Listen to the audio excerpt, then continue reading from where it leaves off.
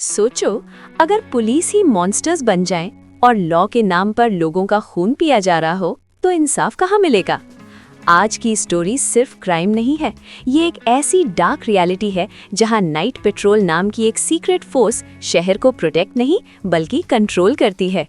और इस नाइटमेयर के बीच फंस जाता है वाजी, एक ऐसा लड़का जिसके सामने उसकी लव, उसकी फैमिली, सब कुछ ब्रूटली छीन लिया जाता है। लेकिन ये सिर्फ रिवेंज की कहानी नहीं, ये है ब्लड, बिट्रेयल और सुपरनैचुरल वॉर की स्टोरी, जहां हर शैडो के पीछे एक वैम्पायर छुपा है और हर सच एक और भी ज्यादा डेंजरस झूठ को कवर कर रहा है। तो रेडी हो जाओ, क्योंकि नाइट पेट्रोल 2026 की ये स्टोरी आपको एक ऐसे वर्ल्ड में ले जाएगी जहां सर्वाइवल ही सबसे बड़ा रूल है। हेलो, सोच के देखो, एक अंधेरा इंटेरोगेशन रूम, हवा में खून की स्मेल और एक बंदा वाजी जो दर्द से टूट चुका है, लेकिन उसकी कहानी अभी खत्म नहीं हुई। वाजी कुर्सी पर बैठा है, उसका जिस्म जख्मी है और छुरा लगने की वजह से वो अनबेरेबल पेन में है। उसके सामने कैप्टन फ्रीमन खड़ा है, हाथ में कुछ पेपर्स। वो वाजी को साइन करने के लिए बोलता है, लेकिन प्रॉब्लम ये है कि वाजी का राइट हैंड खून से भरा हुआ है। फ्रीमन को कोई फर्क नहीं पड़ता, वो जबरदस्ती उससे लेफ्ट हैंड से साइन करवाता है। फिर वो सीधा सवाल करता है, कुछ कहना है अपनी डिफेंस में? और यहीं से वाजी का दिमाग उस रात की तरफ चला जाता है जहां सब कुछ शुरू हुआ था। लेट नाइट, अंधेरा, खामोशी और एक सीक्रेट मीटिंग। वाजी अपनी गर्लफ्रेंड प्रीमो से मिलता है। दोनों उसकी कार में बैठते हैं। प्रीमो थोड़ी प्लेफुल और अफेक्शनेट हो जाती है, लेकिन वाजी सीरियस है क्योंकि वो उसे एक रिंग देता है। लेकिन प्रीमो उसे रियलिटी चेक देती है, हम रिलेशनशिप में नहीं है, बस फन कर रहे हैं। सबसे बड़ा प्रॉब्लम, दोनों राइवल गैंग से बिलोंग करते हैं। अगर किसी ने देख लिया तो दोनों की लाइफ खत्म। वाजी का दिल सच में लग चुका है। वो कहता है, चलो यहाँ से भाग चलते हैं, न्यू लाइफ स्टार्ट करते हैं। लेकिन प्रीमो उसका सपना तोड़ देती है और रिंग वापस कर देती है। और तभी उनके पीछे पुलिस कार रुकती है। टेंशन इंस्टेंटली बिल्ड हो जाता है। कॉप्स प्रीमो को बाहर आने के लिए कहते हैं। जैसे ही वो बाहर आती है, वो कार चेक करते हैं और अंदर से एक लोडेड गन मिलता है। ऑफिसर ईथन उस गन को देखता है, थोड़ा हेजिटेट करता है। उसके फेस पर डाउट क्लियर है, लेकिन उसका सीनियर उसे रिमाइंड करता है, अगर नाइट पेट्रोल का पार्ट बनना है तो ये करना पड़ेगा। और बिना और सोचे ईथन ट्रिगर दबा देता है। एक ही सेकंड में प्रीमो की लाइफ खत्म। वाजी की दुनिया टूट जाती है। वो डर की मारे तुरंत भाग जाता है। पीछे पुलिस उसका पीछा कर रही होती है। ईथन को ग्राउंड पर वाजी की बाइसिकल मिलती है, जिसमें एक स्टिकर होता है, बॉय नाम के स्ट्रीट का। वाजी भागते भागते थक जाता है, एक वॉल के पीछे रुकता है सांस लेने के लिए, लेकिन कॉप उस तक पहुंच जाता है। गन सीधा उस पर पॉइंट करता है। और फिर कुछ अजीब होता है। जैसे ही कॉप वाजी की रिंग को देखता है जो सडनली ग्रीन ग्लो कर रही होती है, वो डर के मारे पीछे हट जाता है और बिना कुछ किए वहां से भाग जाता है। नेक्स्ट मॉर्निंग ईथन एक स्कूल में होता है जहां वो अपनी पुलिस ड्यूटी के बारे में लेक्चर दे रहा होता है। सब नॉर्मल लग रहा होता है। तभी अचानक एक गैंगस्टर जेवियर अंदर घुस जाता है और फायरिंग स्टार्ट कर देता है। स्टूडेंट्स पैनिक मोड में चले जाते हैं, सब छुपने लगते हैं। जेवियर एक स्टूडेंट को पकड़ता है, उसे अपने पास लाता है और उससे ज़बरदस्ती अपना थंब सक करने को बोलता है। सिचुएशन और भी डिस्टर्बिंग हो जाती है। लेकिन जैसे ही सीन एक्सट्रीम होता है, ईथन बीच में आता है और रिवील करता है ये सब एक डेमोन्स्ट्रेशन था। गन में असली बुलेट्स नहीं, सिर्फ ब्लैंक्स थे। पार्किंग लॉट में ईथन जेवियर को डांटता है, स्कूल के अंदर इतना रियलिस्टिक स्टंट करना डेंजरस है। लेकिन जेवियर का लॉजिक अलग है, अगर बच्चों को डर लगेगा तो वो क्राइम से दूर रहेंगे। वो इतना एक्सट्रीम है कि जब वही स्टूडेंट बाहर आता है, जेवियर फिर से उस पर गन पॉइंट करता है, सिर्फ थोड़ा और फियर क्रिएट करने के लिए। उसके बाद दोनों सिटी पेट्रोल पर निकल जाते हैं। कभी किसी रेकलेस ड्राइवर को रोक देते हैं, कभी रैंडम बातें करते हैं। दोनों एक दूसरे को टीज भी करते हैं क्योंकि उनका पास्ट काफ़ी डिफरेंट है। जेवियर पहले गैंग का हिस्सा था, जबकि ईथन एक नेवी सील रह चुका है। लंबी ड्राइव की वजह से जब उनकी बॉडी स्टिफ हो जाती हैं तो वो गाड़ी से उतरकर थोड़ा एक्सरसाइज करते हैं। फिर लंच के लिए एक फूड स्टैंड पर रुकते हैं। यहीं ईथन कैजुअली पूछता है, क्या तुम बॉय नाम के किसी बंदे को जानते हो? जेवियर थोड़ा सोचता है, फिर बताता है कि ये उसके भाई का पुराना गेमर हैंडल था। वो तुरंत अपने भाई को कॉल करता है। दूसरी तरफ वाजी ये नाम सुनते ही शॉक हो जाता है और बिना कुछ बोले कॉल कट कर देता है। अब वाजी सीधा प्रीमो के गैंग के हेडक्वार्टर्स पहुंचता है, लेकिन गेट पर ही एक आदमी पीछे से आता है, उसके सिर पर बैग डाल देता है। नेक्स्ट मोमेंट वाजी खुद को एक चेयर से बंधा हुआ पाता है, चारों तरफ गैंगस्टर्स। गैंग का लीडर बोर्नीलियस उस पर गन तान देता है। उसे लगता है कि वाजी यहाँ फाइट या ट्रबल क्रिएट करने आया है, लेकिन वाजी ट्रूथ बताता है, पुलिस ने मेरी बहन को मार दिया। रूम में साइलेंस छा जाता है। वाजी नाइट पेट्रोल के बारे में सब कुछ एक्सप्लेन करता है और बताता है कि पुलिस को ऑलरेडी पता था कि प्रीमो वहाँ होगी। बोर्नीलियस को शक होता है। वो अपने आदमी को बोलता है कि वाजी को एक डिवाइस से स्कैन करे, कंफर्म करने के लिए कि वो इंसान ही है या कुछ और। स्कैन के बाद भी बोर्नीलियस का गुस्सा कम नहीं होता। वो वाजी को थ्रेटन करता है, पुलिस ने तुझे जिंदा क्यों छोड़ा? उसके दिमाग में सिर्फ एक डाउट है, वाजी एक स्निच है। वाजी बार बार कहता है कि उसे कुछ नहीं पता, लेकिन कोई उसकी बात नहीं मानता। और फिर सिचुएशन और डार्क हो जाती है। गैंग को प्रीमो की कार मिलती है और उसकी बॉडी, लेकिन ये कोई नॉर्मल डेड बॉडी नहीं है। उसके लिम्स मिसिंग हैं और ऐसा लगता है जैसे किसी ने उसे च्यू किया हो। सब लोग शॉक में हैं, डिस्कस करते हैं कि कौन सा मॉन्स्टर ये सब कर सकता है, लेकिन वाजी फिर भी इंसिस्ट करता है ये सब पुलिस ने किया है। गैंग अपने रिचुअल्स के थ्रू प्रीमो की एनर्जी को क्लेंस करता है ताकि उसकी सोल को पीस मिल सके। बोर्नेलियस एक हैवी लाइन बोलता है, जो भी इसके साथ हुआ वो हमारे लिए भी आ रहा है। शाम के वक्त वाजी अपने घर लौटता है। वो कुछ फर्नीचर हटाता है और वॉल के अंदर एक हिडन होल रिवील करता है। उसे लगता है कि उसका सीक्रेट कैश वहाँ होगा, लेकिन अंदर से सिर्फ एक नोट मिलता है, उसकी माई का नोट, जिसमें लिखा होता है माई हाउस माई मनी। और यहीं पर स्टोरी एक नई ट्विस्ट की तरफ टर्न लेती है। अब सवाल ये है, क्या नाइट पेट्रोल सिर्फ पुलिस है या कुछ और ज्यादा डेंजरस, और वाजी विक्टिम है या किसी बड़ी गेम का हिस्सा? स्टे ट्यून्ड, क्योंकि असली नाइटमेयर अभी स्टार्ट हुआ है। अब स्टोरी और ज्यादा डार्क होने वाली है, क्योंकि जो सच सामने आ रहा है वो सिर्फ क्राइम नहीं, कुछ सुपरनैचुरल और टेरिफाइंग है। वॉजी घर वापस आता है, लेकिन उसकी माँ अयांदा उसे देखते ही गुस्से से फट पड़ती है। वो उसे डांटती है कि पूरी रात बाहर क्यों था। फिर उसकी नज़र एक चीज पर टिक जाती है, रिंग, वही रिंग जो वॉजी ने चुरा ली थी। अयांदा पैनिक मोड में चली जाती है। वॉजी उसे सब कुछ बताता है, प्रेमो के साथ क्या हुआ, पुलिस ने क्या किया, सब। लेकिन अयांदा का रिएक्शन अनएक्सपेक्टेड होता है। वो कहती है, तुमने पुलिस की नज़र हम पर डाल दी है और ये पहली बार नहीं है। वो उसे याद दिलाती है कि इसी तरह उन्होंने उसके फादर को भी मार दिया था। अब बात सिर्फ रिवेंज की नहीं रही। अयांदा क्लियरली बोलती है, ये गुड और ईविल की फाइट है और हमें वॉर के लिए रेडी होना होगा। दूसरी तरफ नाइट पेट्रोल अपनी असली शक्ल दिखाना शुरू कर देता है। वो शहर में घूमते हैं और इनोसेंट लोगों को टारगेट करते हैं। कोई बस वीडियो गेम खेल रहा है, कोई ट्रैश बाहर निकाल रहा है, लेकिन उनके लिए सब एक ही चीज़ है, टारगेट्स। एक कॉप तो इतना डिस्टर्बिंग है कि वो विक्टिम के जख्म को टच करता है और उसका खून टेस्ट करता है। यहाँ क्लियर हो जाता है, ये नॉर्मल पुलिस नहीं है, ये कुछ और ही बन चुके हैं। कट टू, एक बार के अंदर ईथन और जेवियर पूल खेल रहे होते हैं। तभी एक और कॉप आता है और ईथन को गुड न्यूज़ देता है, तुम ऑफिशियली नाइट पेट्रोल का हिस्सा बन चुके हो। सेलिब्रेशन स्टार्ट हो जाता है, ड्रिंक्स, चीयर्स, और फिर ये सेलिब्रेशन और वाइल्ड हो जाता है। दोनों एक स्टोर हाउस में जाकर बिना वजह गन्स फायर करते हैं, बस फन के लिए। लेकिन जेवियर के दिमाग में एक ही चीज चल रही है, नाइट पेट्रोल। वो बार बार ईथन से पूछता है और फाइनली ईथन समझ जाता है कि जेवियर भी ज्वाइन करना चाहता है। ईथन सीधा पूछता है, क्यों? थोड़ी हेजिटेशन के बाद जेवियर अपनी डार्क पास्ट रिवील करता है। उसका फादर एक गैंग का हिस्सा था, क्रिप्ट्स, और उसने पूरी फैमिली को फोर्स किया था उस लाइफ में आने के लिए। उसकी माँ अफ्रीकन मिस्टिसिज्म में ऑब्सेस थी और एक दिन एक आर्ग्यूमेंट के दौरान उसने अपने हस्बैंड को शूट कर दिया। एक ब्रोकन फैमिली, एक वायलेंट पास्ट। ईथन भी अपना ट्रूथ शेयर करता है। उसका फादर भी नाइट पेट्रोल का मेंबर था और ड्यूटी के दौरान मर गया। लेकिन ईथन को हमेशा से डाउट था कि उसके फादर की डेथ नेचुरल नहीं थी, बल्कि उसके ओन टीममेट्स ने प्लान की थी, यानी नाइट पेट्रोल के अंदर ही बिट्रेयल। इसी बीच डेप्यूटी आता है और ईथन को ले जाता है। जाने से पहले जेवियर उससे कहता है, मेरे भाई का ख्याल रखना। कार राइड के दौरान डेप्यूटी ईथन को उसका नेवी पास्ट याद दिलाता है, अफगानिस्तान का एक इंसिडेंट जहां एक पूरा इंसर्जेंट कैंप ने उन्हें एम्बुश करने की कोशिश की थी। लेकिन एंड क्या हुआ? उन सब के हेड स्पाइक्स पर थे। ईथन एक डेंजरस सोल्जर था, लेकिन डेप्यूटी उससे इम्प्रेस नहीं होता। वो सिर्फ एक लाइन बोलता है, टीम प्लेयर बनना सीखो। कार फाइनली रुकती है, लोकेशन वाजी का घर। डेप्यूटी ईथन को बताता है कि वाजी की बाइसिकल ट्रंक में है। ईथन उसे लेकर बिल्डिंग की तरफ बढ़ता है। अंदर अयांदा सिक्योरिटी कैमरा से सब देख रही होती है। वो डोर खोलती है। ईथन पोलाइटली कहता है, मैं वाजी की बाइसिकल वापस देने आया हूँ। अयांदा वाजी को बुलाती है। वाजी ईथन को देखते ही फ्रीज हो जाता है। उसके दिमाग में प्रीमो की डेथ फ्लैश होती है, लेकिन वो चुप रहता है। ईथन कैजुअली कहता है, इसे अच्छी चीजों के लिए यूज करना, और फिर वहां से चला जाता है। लेकिन कार में बैठते ही वो डेप्यूटी से झूठ बोलता है, वाजी घर पर नहीं था। यहाँ से क्लियर है, ईथन के अंदर अभी भी ह्यूमैनिटी बची हुई है, या शायद कंफ्यूजन। उसके बाद ईथन को एक वेयरहाउस ले जाया जाता है, जहां नाइट पेट्रोल के बाकी मेंबर्स मौजूद होते हैं। लेकिन जो वो वहां देखता है, उससे उसकी दुनिया हिल जाती है।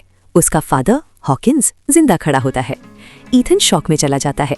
उसे लगता है ये सब इल्यूजन है, लेकिन हॉकिंस कामली कहता है, मैं दोबारा जन्म ले चुका हूँ ब्लड बैथ से, और तुम भी लोगे। डेप्यूटी हंस रहा होता है और ईथन को समझ आ जाता है उसके ड्रिंक में कुछ मिलाया गया था। वो रेजिस्ट करता है, कहता है मेरे फादर मर चुके हैं, लेकिन हॉकिंस उसकी बात इग्नोर करता है और इमोशनल टोन में बोलता है कि वो अपने बेटे पर प्राउड है। ईथन टूट जाता है और अपने फादर को हक कर लेता है, और तब हॉकिंस उसे कहता है, परफेक्ट बनने के लिए दोबारा जन्म लेना पड़ेगा। ईथन कंफ्यूज्ड, डिजी और वीक होता जा रहा है। अचानक 2 कॉप्स उसे पकड़ लेते हैं। डेप्यूटी उसे पंच करता है और नीचे गिरा देता है। फिर सबसे हॉरिफाइंग मोमेंट, हॉकिंस एक नाइफ निकालता है, अपना खून निकालता है और जबरदस्ती ईथन के मुंह में डाल देता है। वो कहता है, मैंने इस मोमेंट का बहुत इंतजार किया है। ईथन मजबूरन वो खून निगल लेता है और फिर हॉकिंस उसे कहता है, अब तुम हमेशा जिंदा रहोगे, और बिना हेजिटेट किए अपने ही बेटे पर मल्टीपल टाइम्स फायर कर देता है। नेक्स्ट मॉर्निंग फ्रीमैन जेवियर को स्कूल वाले इंसिडेंट के लिए डांटता है। जेवियर ट्राई करता है कि उसे भी नाइट पेट्रोल में इंक्लूड किया जाए, लेकिन फ्रीमैन सीधा मना कर देता है। जेवियर अब रिएट के साथ पेट्रोल करता है, लेकिन रिएट का बिहेवियर डिस्कस्टिंग है, स्पेशली वुमेन के बारे में। जेवियर को ईथन की कमी महसूस होती है, उनकी बॉन्डिंग अब मिसिंग है। दूसरी तरफ वाजी अपने रूम में म्यूजिक सुन रहा होता है, लेकिन अयांदा गुस्से में रिमोट फेंककर म्यूजिक बंद कर देती है। वो वाजी को फोर्स करती है कि वो उसके साथ नेबरहुड को डीमंस के अगेंस्ट प्रोटेक्ट करे। वाजी बाहर जाकर पैम्फलेट्स बांटना शुरू करता है, लेकिन नेबर्स उसका मजाक उड़ाते हैं। उन्हें लगता है कि वो अभी भी एक इमेच्योर किड है। जेवियर ट्राई करता है एक्सप्लेन करने का कि वो बड़ा हो चुका है, लेकिन अयांदा रूफ से चिल्लाती है और सब लोग और हंसने लगते हैं। थोड़ा एम्बैरेसिंग, लेकिन सिचुएशन सीरियस है। फिर वाजी अपनी माँ की बात मानता है और एक स्मार्ट मूव करता है। वो जेवियर को कॉल करता है और कहता है, मैंने एक मर्डर देखा है। दोनों डिसाइड करते हैं मिलने का। पुलिस स्टेशन में जेवियर ईथन को ढूंढता है, लेकिन वो कहीं नहीं मिलता। फाइनली उसके पास एक ही ऑप्शन बचता है। वो डेप्यूटी के पास जाता है और कहता है कि ईथन को बता दे कि उसके पास मर्डर से रिलेटेड कुछ इंपॉर्टेंट क्लूज हैं। और यहीं से स्टोरी और भी ज्यादा इंटेंस होने वाली है, क्योंकि अब ट्रूथ, बिट्रेयल और सुपरनैचुरल हॉरर सब एक जगह टकराने वाले हैं। अब कहानी अपने सबसे डेंजरस फेज में एंटर कर रही है, जहां ट्रस्ट, फैमिली और ह्यूमैनिटी सब टेस्ट होने वाले हैं। जेवियर को एक मौका मिलता है और वो डेप्यूटी के सामने अपनी इंपॉर्टेंस प्रूव करने की कोशिश करता है। वो इनडायरेक्टली बोलता है कि वो नाइट पेट्रोल के लिए परफेक्ट कैंडिडेट है। डेप्यूटी सीधा एक ब्रूटल सवाल पूछता है, अगर जरूरत पड़े क्या तुम अपने ही भाई को अरेस्ट करोगे? जेवियर एक सेकंड के लिए चुप हो जाता है, फिर ऑकवर्डली कहता है, मैं क्रिमिनल्स को अरेस्ट करता हूँ। यानी जवाब दिया भी और नहीं भी। उसके बाद जेवियर और रिएट एक ब्लैक नेबरहुड में एंटर करते हैं। वहाँ के लोग उन्हें घूरते रहते हैं। टेंशन ऑलरेडी हवा में है। वो एक पुराने रेस्टोरेंट में जाते हैं, जहाँ वाजी और उसका ग्रुप वेट कर रहा होता है। जेवियर अपने भाई को देखता है और सीधा कहता है, चलो मेरे साथ, अभी के अभी। लेकिन वाजी हिलता तक नहीं। रिएट गुस्से में आ जाता है और धमकी देता है, अगर नहीं चले तो सबको यही मार दूंगा। अयांदा बस हंस पड़ती है। वो जेवियर को देखकर कहती है, तुम डिसअपॉइंटमेंट हो। एक छोटी सी आर्ग्यूमेंट के बाद जेवियर वाजी को वार्न करता है, नाइट पेट्रोल तुम्हें ढूंढ रही है और जो भी बीच में आएगा मार दिया जाएगा। लेकिन अयांदा सीधा गन जेवियर पर तान देती है। वाजी कहीं नहीं जा रहा। रिएट का पेशेंस खत्म हो जाता है। वो अयांदा की तरफ बढ़ता है और अगले ही सेकंड अयांदा उसे हेडशॉट मार देती है। रूम एक सेकंड के लिए फ्रीज हो जाता है। फिर वो जेवियर की तरफ देखकर कहती है, कल रात तुम्हारी पुलिस ने हमारे एक बंदे को मारा, ये मैसेज वापस ले जाओ। जेवियर रिफ्यूज करता है जाना और गुस्से में गैंगस्टर को पंच कर देता है। बस फिर क्या, अयांदा उसे गन से स्ट्राइक करती है और बाकी लोग उसे घेरकर ब्रूटली बीट करते हैं। दूसरी तरफ वाजी बोनीलियस को कॉल करता है और बताता है कि जिस कॉप ने प्रीमो को मारा था वो आज रात पेट्रोल पर होगा। अयांदा को लगता है कि वो अपने वूडू से सब कंट्रोल कर लेगी, लेकिन वाजी को डर है, अगर हमने गलती की तो सब मर जाएंगे। इसीलिए वो बोनीलियस से कहता है कि अपने लोगों के साथ आए, एक्स्ट्रा प्रोटेक्शन के लिए। अब गैंग फुल प्रेपरेशन मोड में आ जाता है। वेपन्स निकाले जाते हैं और वॉर की तैयारी होती है।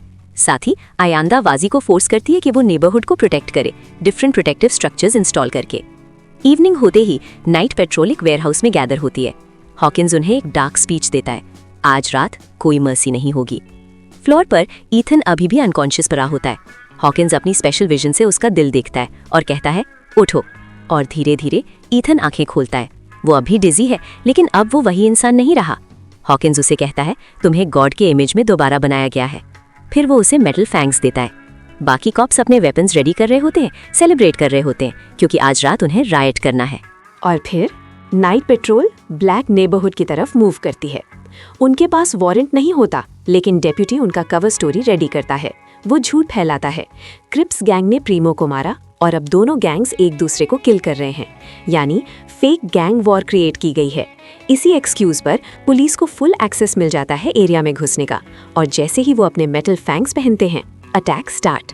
इसी बीच बोर्नीलियस और अयांदा मिलते हैं और सच समझ जाते हैं, प्रीमो की डेथ एक सेटअप थी। सिर्फ गैंग्स को एक दूसरे के अगेंस्ट भड़काने के लिए। लेकिन अब गेम उल्टा पड़ता है। दोनों गैंग्स डिसाइड करते हैं आज पुलिस के अगेंस्ट फाइट करेंगे, साथ मिलकर। रेस्टोरेंट में जेवियर होश में आता है। वो तुरंत अपनी कार की तरफ भागता है बैकअप कॉल करने के लिए। ऑपरेटर उसे बताता है नाइट पेट्रोल ऑलरेडी वहां जा चुकी है। जेवियर पैनिक हो जाता है, ट्रंक से अपने वेपन्स निकालता है। तभी ईथन उसके सामने आ जाता है, जिंदा। जेवियर शॉक में है, लेकिन वो टाइम वेस्ट नहीं करता। वो कहता है मेरे भाई को बचाना है, हेल्प करोगे? ईथन सिर्फ एक लाइन बोलता है, चलो। लेकिन जैसे ही वो आगे बढ़ते हैं पूरे एरिया की लाइट्स चली जाती हैं। डार्कनेस, केओस और डेथ का स्टार्ट। नाइट पेट्रोल ने ऑलरेडी प्लान बना लिया था। केबल्स कट कर दिए, प्रोटेक्टिव बैरियर्स हटा दिए और गैस ग्रेनेड से पूरा एरिया फॉग से भर दिया। अब वो बिना किसी रुकावट के घरों के दरवाजे तोड़ रहे हैं और लोगों को मार रहे हैं। No mercy. कुछ लोग 911 कॉल करते हैं, लेकिन जवाब मिलता है पुलिस ऑलरेडी साइट पर है, यानी कोई हेल्प नहीं आने वाली। डजन्स लोग हर मिनट मर रहे हैं और उनका खून एक बड़े कंटेनर में कलेक्ट किया जा रहा है। कुछ कॉप्स सीधा जमीन से खून पी रहे हैं और कुछ यंग लोगों को केज में बंद कर रहे हैं बात के लिए। ये अब एक मैसेकर बन चुका है। इस केओस के बीच ईथन और जेवियर सर्च कर रहे होते हैं। तभी ईथन के दिमाग में उसके फादर की आवाज़ गूंजती है, फीड करो, खून से अपने आप को क्लेंस करो। ईथन रुक जाता है। वो फिर से डिजी फील करता है। वो कन्फेस करता है, मुझे रिग्रेट है, मैंने नाइट पेट्रोल के बारे में सच इग्नोर किया। उसका गिल्ट उसे तोड़ रहा है। वो अपनी गन निकालता है और खुद को खत्म करने की कोशिश करता है, लेकिन जेवियर उसे रोक लेता है और फिर सब कुछ कंट्रोल से बाहर हो जाता है। ईथन का कंट्रोल टूट जाता है। वो अचानक जेवियर पर अटैक करता है, उसकी गर्दन पर बाइट करता है और उसकी स्किन तक फाड़ देता है। जेवियर वहीं गिरकर मर जाता है और ईथन उसका खून पीना शुरू कर देता है। एक मॉन्स्टर पूरी तरह जाग चुका है और ये सब कोई देख रहा होता है। वाजी। वो शॉक में जम जाता है, लेकिन रिएक्ट करने से पहले ही बॉर्नीलियस और उसके लोग ईथन पर फायरिंग स्टार्ट कर देते हैं। बुलेट्स लगती हैं, ईथन गिरता है, लेकिन फिर वो दोबारा खड़ा हो जाता है। उसके सारे जख्म सेकंड्स में हील हो जाते हैं। अब कोई डाउट नहीं रहा, ये इंसान नहीं है। गैंग फिर से फायर करती है, लेकिन ईथन भाग जाता है। बॉर्नीलियस अनाउंस करता है बाकी कॉप्स के शिकार अब हम करेंगे, लेकिन वाजी का फोकस सिर्फ एक है, मुझे मेरी माँ को ढूंढना है और यहाँ से निकलना है। और यहीं से फाइनल बैटल का स्टेज सेट हो जाता है। अब सवाल सिर्फ इतना है, कौन बचेगा और कौन हमेशा के लिए अंधेरे का हिस्सा बन जाएगा? अब स्टोरी अपने पीक हॉरर पर पहुंच चुकी है, जहां इंसानियत ऑलमोस्ट खत्म हो चुकी है और मॉन्स्टर्स ओपनली रूल कर रहे हैं। सीन शिफ्ट होता है डेप्यूटी की तरफ, जो केज में बंद लोगों के सामने खड़ा है। उसकी आंखों में कोई रहम नहीं, सिर्फ भूख। वो उन बेचारे प्रिजनर्स को देखकर कहता है, तुम सबका खून निकाला जाएगा ताकि हम महीनों तक फीड कर सकें। फिर वो उनकी इंसल्ट करता है, कहता है कि तुम लोग इतने इनसिग्निफिकेंट हो कि तुम्हारे गायब होने पर किसी को फर्क भी नहीं पड़ेगा। और बिना किसी हेजिटेशन के वो एक आदमी की गर्दन काट देता है और उसका खून टेस्ट करता है। उसके लिए ये सिर्फ किलिंग नहीं, एंजॉयमेंट है। लेकिन उसका ये सिक मोमेंट इंटरप्ट हो जाता है। न्यूज़ आती है कि गैंग्स उनके अगेंस्ट फाइट कर रहे हैं। अब उन्हें वापस बैटलफील्ड में जाना पड़ेगा। इसी केओस के बीच ईथन उस केज तक पहुंच जाता है। वो गार्ड को नॉक डाउन करता है। अब भी वो डिजी है, लेकिन उसे समझ आ जाता है कि ये लोग प्रिजनर्स हैं। और फिर उसका गुस्सा फट पड़ता है। वो गार्ड को ब्रूटली बीट करता है, इतना कि वो उसे मार देता है और फिर वहां से भाग जाता है। दूसरी तरफ वाजी और गैंग रियलाइज करते हैं कि उनके फोन्स काम नहीं कर रहे। सिग्नल जैम हो चुका है, यानी वो कंप्लीटली कट ऑफ है। अब सब डिस्कस करते हैं ये कॉप्स कौन है, इन्हें कैसे मारा जा सकता है। और तब वाजी एक शॉकिंग ट्रूथ रिवील करता है, ये वैम्पायर्स हैं। वो इंसिस्ट करता है कि सब उसकी माँ के घर चलें क्योंकि वहाँ प्रोटेक्शन है। कुछ लोग कहते हैं कि शायद उसकी माँ ऑलरेडी मर चुकी होगी, लेकिन तभी दूर से गनशॉट्स की आवाज़ आती है। ग्रुप वहां पहुंचता है और देखता है आयांदा विंडो से डेप्यूटी पर फायर कर रही है। डेप्यूटी गिरता है, लेकिन सिर्फ 1 सेकंड के लिए। उसका जख्म खुद ही हील हो जाता है और वो फिर खड़ा हो जाता है। अब कंफर्म हो जाता है नॉर्मल बुलेट्स बेकार हैं। गैंग फिर भी फायर करती है, लेकिन कोई फायदा नहीं। डेप्यूटी कुछ लोगों को मार देता है और फिर वाजी को नॉकआउट कर देता है। जब वाजी होश में आता है, वो खुद को एक टेंट के अंदर पाता है। वहां विक्टिम्स का खून निकाला जा रहा है सिस्टमैटिकली। बॉर्नीलियस उसके पास होता है। वो कहता है, मेरे पॉकेट से नाइफ निकाल। लेकिन डेप्यूटी उनकी बात सुन लेता है और दोनों को अलग कर देता है। तभी ईथन टेंट के अंदर एंटर करता है। डेप्यूटी उसे इंसल्ट करता है कि वो अपनी भूख कंट्रोल नहीं कर पा रहा। ईथन का गुस्सा फट पड़ता है और दोनों के बीच फाइट स्टार्ट हो जाती है। इसी चांस का फायदा उठाकर वाजी और बॉर्नीलियस वहां से भाग जाते हैं। वो केजेस में बंद लोगों को देखते हैं, उन्हें छोड़ना चाहते हैं, लेकिन वक्त नहीं है। उधर फाइट इंटेंस हो जाती है और फाइनली ईथन डेप्यूटी पर ओवरपावर हो जाता है और फिर उसका खून पीना शुरू कर देता है। अब वो पूरी तरह मॉन्स्टर बन चुका है। टेंट से बाहर आते ही ईथन एक और कॉप पर जंप करता है, लेकिन इस बार कुछ अलग होता है। उसका हाथ रुक जाता है, जैसे कोई उसे कंट्रोल कर रहा हो। और फिर उसके दिमाग में उसके फादर हॉकिंस की आवाज़ गूंजती है। वो कहता है, मैंने तुम्हें सालों से देखा है, तुम्हें चूज किया है। ईथन रेजिस्ट करने की कोशिश करता है, लेकिन उसका जिस्म उसकी बात नहीं मान रहा। सडनली उसे अनबेरेबल पेन होता है और वो वॉमिट कर देता है। एक कॉप एक औरत को उसके सामने धकेल देता है। हॉकिंस उसे फोर्स करता है, ड्रिंक। उसके हाथ में नाइफ दे दिया जाता है।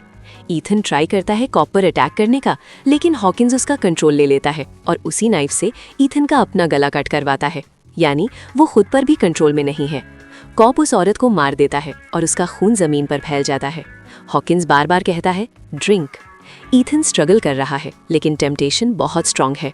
दूसरी तरफ वाजी और बोर्नेलियस वापस आते हैं और आयांदा को जेवियर की डेड बॉडी के पास रोता हुआ पाते हैं।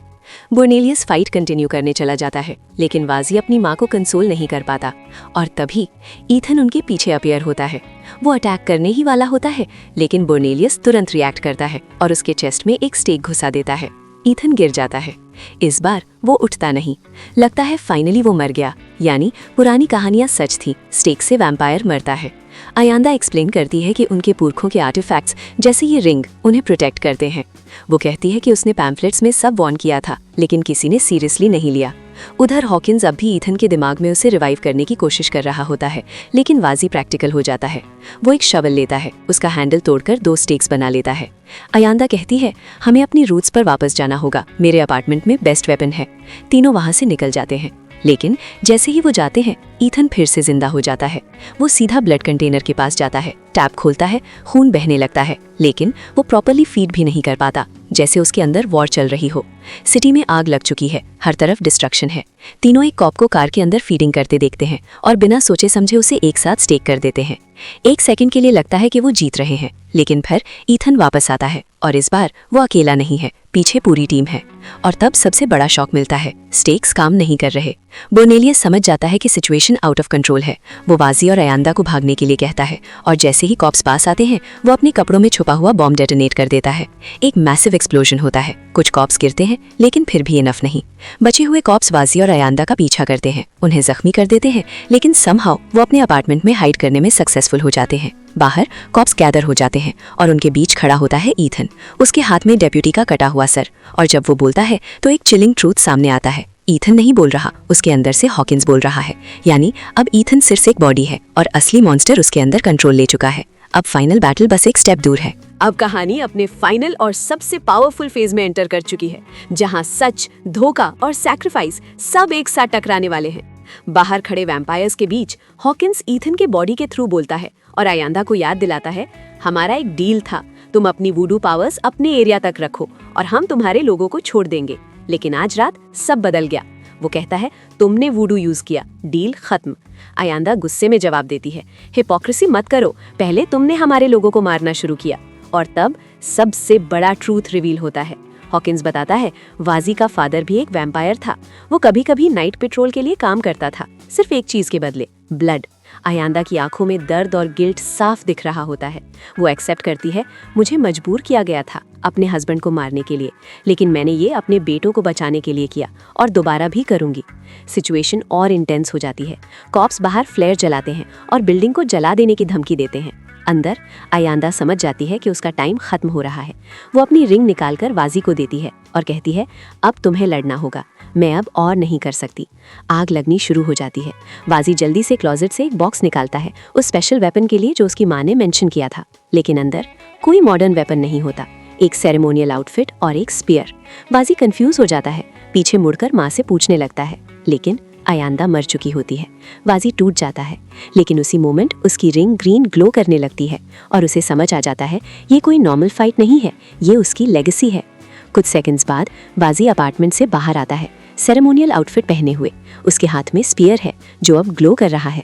जैसे ही वैम्पायर्स उसे देखते हैं, वो पीछे हटने लगते हैं। ईथन घुटनों पर गिर जाता है और कहता है, मैं कंट्रोल में नहीं था, मैं अच्छा इंसान हूँ। बाजी का गुस्सा उभर जाता है, तुमने मेरी फैमिली और सब कुछ खत्म कर दिया। वो अटैक करने जाता है, लेकिन हॉकिंस तुरंत कंट्रोल ले लेता है। वो स्पीयर को ब्लॉक करता है, उसे जमीन पर फेंक कर तोड़ देता है और बाजी को नीचे गिरा देता है। लेकिन वाजी हार नहीं मानता।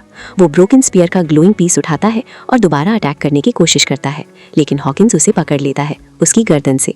उसका चेहरा और भी मॉन्स्ट्रस हो जाता है और फिर वो हवा में उठ जाता है। दोनों आसमान में फ्लाई कर रहे होते हैं, पूरे शहर के ऊपर। वाजी अपना स्पीयर वाला हाथ मूव नहीं कर पा रहा, तो वो एक अनएक्सपेक्टेड मूव करता है। वो अपनी रिंग से हॉकिंस को पंच करना शुरू करता है। एक के बाद एक हर हिट पावरफुल होता जा रहा है और फिर एक मैसिव मोमेंट, ईथन का बॉडी एक्सप्लोड हो जाता है। दोनों बॉडीज जमीन पर क्रैश करती हैं। साइलेंस। कुछ देर बाद वाजी खुद को पुलिस स्टेशन में पाता है।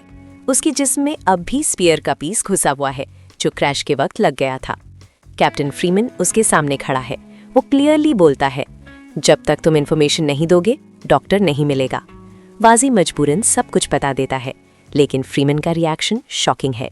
वो बिल्कुल सरप्राइज नहीं होता। वो कामली कहता है, वैम्पायर्स डेकेड से पुलिस फोर्स का हिस्सा हैं। वाजी हैरान रह जाता है। वो पूछता है, तुम उन्हें प्रोटेक्ट क्यों कर रहे हो? फ्रीमैन का जवाब चिलिंग है, मुझे रेस से फर्क नहीं पड़ता, मुझे सिर्फ पुलिस को प्रोटेक्ट करना है, यानी सिस्टम खुद करप्ट है। फ्रीमैन वाजी को एक और रूम में ले जाता है जहां स्पीयर का पीस फिर से ग्लो करने लगता है और तब हॉकिंस दोबारा अपीयर होता है। वो रिवेंज की धमकी देता है, लेकिन इस बार वाजी रेडी है। वो बिना टाइम वेस्ट किए स्पीयर का ग्लोइंग पीस उठाता है और सीधा हॉकिंस के फेस में घुसा देता है। इंस्टेंट रिएक्शन, हॉकिंस एक्सप्लोड हो जाता है। लेकिन फाइट यहीं खत्म नहीं होती। रूम में और वैम्पायर्स एंटर करते हैं और वाजी अब अकेला खड़ा है, हाथ में वेपन, आंखों में गुस्सा और दिल में सिर्फ एक मिशन, ये वॉर अब खत्म करनी है। और यहीं पर स्टोरी एक ओपन बैटलफील्ड पर खत्म होती है, जहां हीरो रेडी है लेकिन सामने अभी भी पूरी डार्कनेस बाकी है। अब बात करते हैं नाइट पेट्रोल 2026 के ओवरऑल रिव्यू और रेटिंग्स की। और ऑनेस्टली ये फिल्म एक परफेक्ट एग्जांपल है great idea but poor execution का। देखो, कॉन्सेप्ट लेवल पर ये मूवी बहुत पावरफुल थी। Vampire cops versus street gangs, corruption, racism, supernatural horror, सब कुछ एक ही स्टोरी में।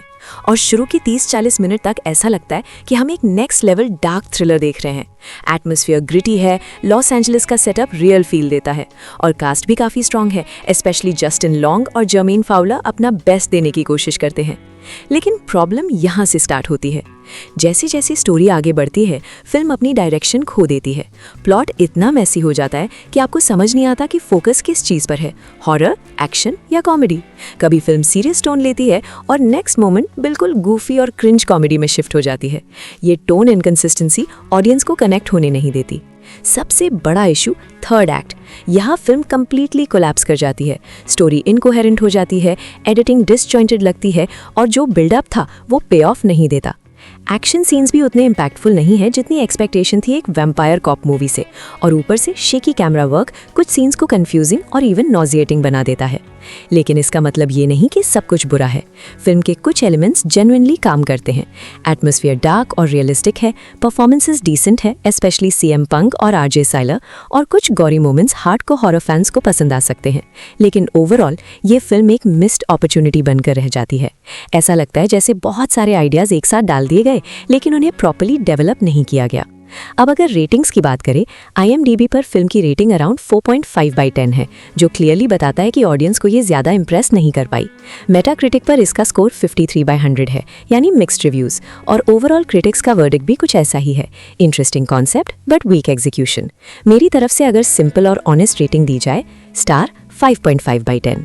अगर आप एक यूनिक एक्सपेरिमेंटल हॉरर एक्शन देखना चाहते हो और थोड़ा मेसी स्टोरी टॉलरेट कर सकते हो तो ये मूवी एक बार देख सकते हो।